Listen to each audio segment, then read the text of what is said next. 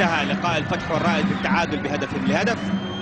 كرة ملعوبة عيسى المحياني داخل منطقة جزاء، عيسى أرضية، هدف ثالث للهلال، هدف ثالث للهلال في الدقيقة 23. عيسى المحياني يسجل في مرمى فريقه القديم في مرمى الوحدة، وبعد محاولات ومحاولات وسجود هنا أيضا شكرا لله.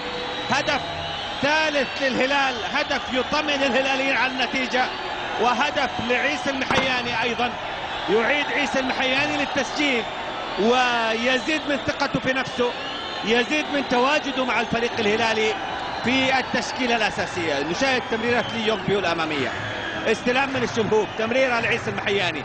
عيسى في البداية واجه البيشي، مر منه وأخذ الزاوية وعلى يمين عساف القرني.